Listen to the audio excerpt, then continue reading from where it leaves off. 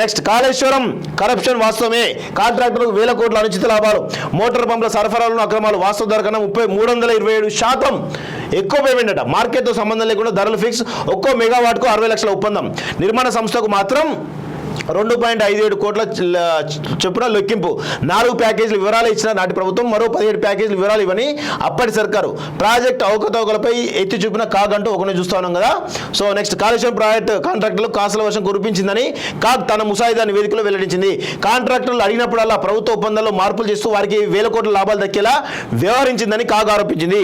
Redesigning మొదలుకొని payments వరకు ఏ దశలో ఎంత అవినీతి జరిగిందో, సర్కారు ఖజానాపై ఎంత భారం పడిందనే విషయాలతో పాటు భవిష్యత్తులో దాని తీవ్రత ఎలా ఉంటుందని వివరించిందట. సో మొత్తానికి ఇది కాగ్ చాలా పెద్ద ఎత్తున ఈరోజు కాళేశ్వరం అక్రమాలపైన వాస్తవంగా తెలవాలి, తెలిస్తే ప్రజలు కూడా అర్థం చేసుకుంటారు. ఇది కాళేశ్వరం అంటే ఏదో అనుకుంటారు, ఏమీ లేదు, అంత డొల్లా. కాళేశ్వరం అనేది రేపటి రోజున కేసీఆర్ స్మారక కాళేశ్వరంగా ఈరోజు నామకరణం చేయాల్సిన పరిస్థితి ఏర్పడుతుంది. కాళేశ్వరం ప్రాజెక్ట్ కాంట్రాక్టర్కు సిల్లు కురిపించిందని CAG controller and auditor general తన ముసాయిదా నివేదికలో వెల్లడించింది. ప్రాజెక్ట్ రీడిజైనింగ్ మొదలు కాంట్రాక్టర్లకు పేమెంట్స్ వరకు ఏ దశలో ఎంత అవినీతి జరిగిందో, ప్రభుత్వ ఖజానాపై పడిన భారం ఎంతో, భవిష్యత్తులో దాని తీవ్రత ఎంత ఉంటుందో అందులో వివరించింది. కాంట్రాక్టర్లు అడిగిందే తడుగా ఒప్పందాల్లో మార్పులు చేసి ప్రభుత్వం వారికి వేల కోట్ల లాభాలు కలిగేలా వ్యవహరించిందని కాగ్ ఆరోపించింది.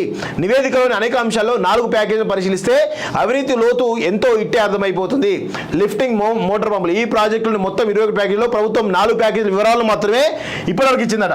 ఇందులో నీటిని ఎత్తిపోయడానికి వాటి లిఫ్టింగ్ మోటార్ పంపులకు ప్రభుత్వం వేసిన అంచనా విలువ 7,212 కోట్లు అయితే, వాటిని సరఫరా చేసిన BHELకు చెల్లింపు చేసి మాత్రం 1,686 కోట్లు. మిగిలిన 5,526 కోట్లను కాంట్రాక్టర్ల అనుచిత లాభాల కోసం పేమెంట్ చేసినట్లు కాగ్ పేర్కొన్నది. చూడండి, ఈ ఒక్క అంశంలోనే సుమారు 327% మేర కాంట్రాక్టర్ లాభాలు కలిగేలా ప్రభుత్వం సహకరించింది. ఇంకా 17 ప్యాకేజీకి సంబంధించిన వివరాలు ప్రభుత్వం ఇవ్వకపోవడంతో ఆ గణాంకం వీళ్ళలోకి రాలేదు. అంటే చూడండి, ఒక్క 5,000 కోట్లు కేవలం 4 యూనిట్లకు సంబంధించి 5,000 కోట్లు అంటే ఇంకా ఏది 17 యూనిట్ల ప్యాకేజ్ సంబంధించిన వివరాలు రావాలట. సో ఇవి ఎంత ఉంటుందో అర్థం చేసుకోండి. ఎన్ని దాదాపు కాగ్ చెప్పిన విషయం ఏంటంటే 45,000 కోట్ల రూపాయలు, 45,000 కోట్ల రూపాయలు ఈరోజు పెద్ద ఎత్తున అక్రమాలు జరిగినాయి అనేది కాగ్ ఎప్పటి నుంచో మొత్తుకుంటా ఉంది. ఇది ప్రపంచంలోనే అతిపెద్ద స్కామ్ వాస్తవం చెప్పాలంటే.